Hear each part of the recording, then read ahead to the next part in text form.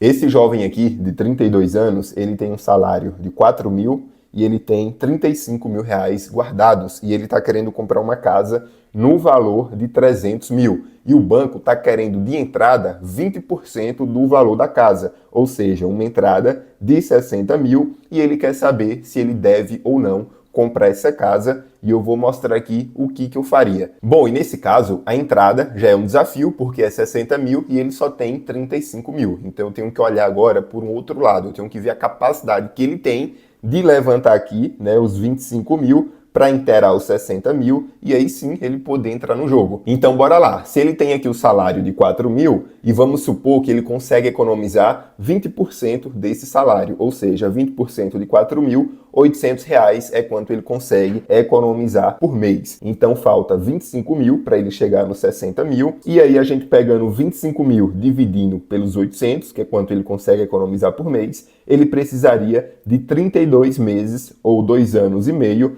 para levantar esses 25 mil e poder dar a entrada nessa casa. E aí entra um outro problema. Por quê? Porque se ele junta aqui os 60 mil e dá o valor todo da entrada, fica zerado, onde fica a reserva de emergência dele? Então ele precisa de uma reserva. E se o salário dele é de 4 mil e ele consegue economizar 800, isso significa que o custo de vida dele é de 3.200. Se a gente considerar uma reserva mínima de 6 meses do custo de vida, a gente está falando então de uma reserva no valor de 19.200, ou seja, 3.200 vezes 6 meses. Continuando, então ele precisa de 19.200 para a reserva, precisa de 60 mil para a entrada, ele precisa de um total de 79.200. Só que como ele já tem 35 mil, ele precisa, na verdade, de 44.200. Como ele consegue economizar 800 por mês, então ele precisaria de 55 meses ou 4,6 anos para conseguir o valor total. E lembrando que esse valor ele não é exato, ele é só uma base. Por quê? Porque o preço do imóvel pode variar, ele pode ter melhores rendimentos durante esse período, ele pode ter um aumento de renda durante esse período, o que aceleraria esse processo.